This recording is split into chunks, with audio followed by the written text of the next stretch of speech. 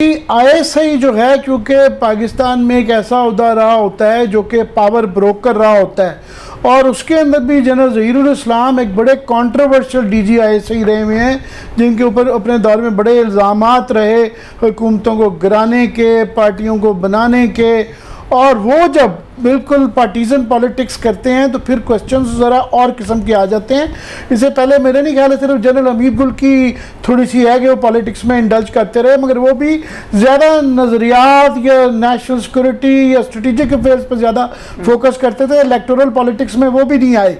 तो ये बिल्कुल इलेक्टोरल पॉलिटिक्स में लोकल में जाके विद दिस बैकग्राउंड जब आते हैं तो फिर अलार्म बेल्स और किस्म की खड़कनी शुरू हो जाती हैं।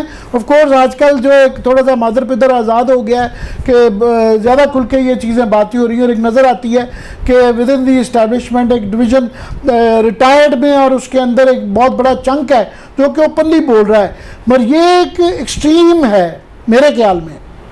नहीं, I totally agree with you. देखिए हमें बिल्कुल राइट है वहाँ पॉलिटिक्स में आए, गैप निकाल के अपना पॉलिटिक्स में आए, लेकिन दैट डजंट मीन कि जो उनकी प्रोफेशनल हैसियत में जो उनकी नॉलेज थी, जो उनकी इंफॉर्मेशन थी, वो सब कुछ थी, वो उसके ऊपर खेलना शुरू कर दें। और बिकॉज वो एक डबल एज सोर्ड भी है। बात यह कि एक डीजी ऐसा आता है, आज पॉलिटिक्स में आ जाते हैं, कल को वो कहते हैं आपको पता है जब मैं डीजी ऐसा था तो आमिर मतीन मेरे पास आते थे। हर किसी ने कहना हाँ जी गलत सही है। He has the potential to destroy reputations. He has the potential to destroy history and to mutilate facts. इसलिए और दूसरी भी आपकी बिल्कुल बात ठीक है, कानूनी इखलाकी तौर पे अगर आपने एक फेज नया शुरू करना है, 100 दफा पॉलिटिक्स में है, फिर फौज वाला फेज बंद करके आए। इतना शौक है सच बोलने का तो भाई आप पहले एक किताब लिख दें और उसके बाद सियासत कर लें। ये नहीं हो सकता कि इनवेंडोज के साथ, इन बिटवीन के साथ, और हमने देखा है बहुत से लोग जो बात इंस्टीट्यूशन से आके उसमें आते हैं पॉलिटिक्स में, वो आपको नहीं पता जी हम तो वहां थे, हमने तो बड़ा कुछ देखा हुआ था और हम सारे मान लेते हाँ यार इन्हें वेख्या होएगा। नहीं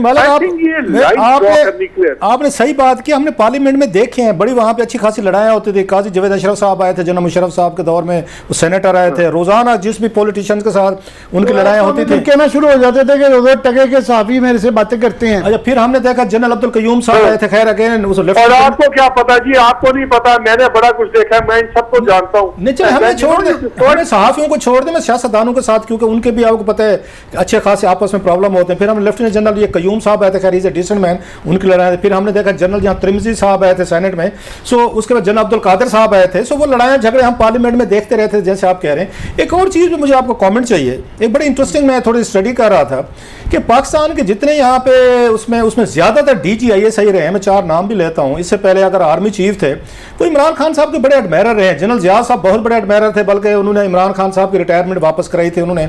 इसके बाद जनरल बाजवा साहब हैं, वो बहुत बड़े एडमायरर थे इमरान साहब के, अगेन क्रिकेटिंग डेज की वजह से। उसके बाद 4 हमने डीजी आईएसआई देखे। हमीद गुल साहब को देखा है, वो बहुत बड़े इमरान खान साहब के, उन्होंने प्रमोट किया, वो लॉन्च करके आए। और उसके बाद हमने देखा जनरल ज़हीर इस्लाम साहब आए। इससे पहले जनरल शुजा पाशा साहब थे, उनके बारे में तो परवेज अली साहब ने कहा था, पार्टी वो बनवा रहे थे सारी। और अभी रिसेंटली जो हमने देखा जिसमें फड्डा हुआ सारे का सारा, जनरल फैज साहब थे। ये क्या वजह है कि चारों डीजी जो थे, या मतलब डीजी आईएसआई जो है मोस्टली वो इमरान खान साहब के हामी निकलते हैं, उनको पसंद करते हैं, उनको पावर में लाना चाहते थे, पावर में लेकर भी है। ये क्या मतलब है, क्या वजह आपको समझ आती है? Why Imran Khan was so popular in the ISI?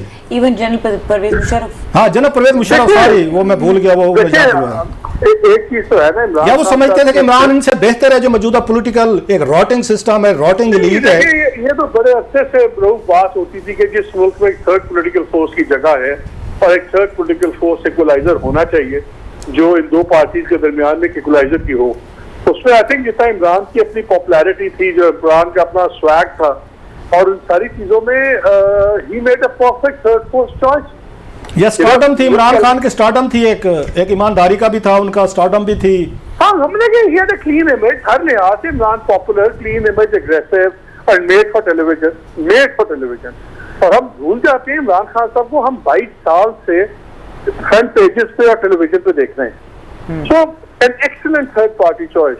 और जब जनरल साहब गए तो जनरल साहब का ख्याल था ये मुशर्रफ का कि वो शायद थर्ड पार्टी वाला, थर्ड फोर्स वाला एलिमेंट भर लेंगे, वो उससे नहीं भरा गया।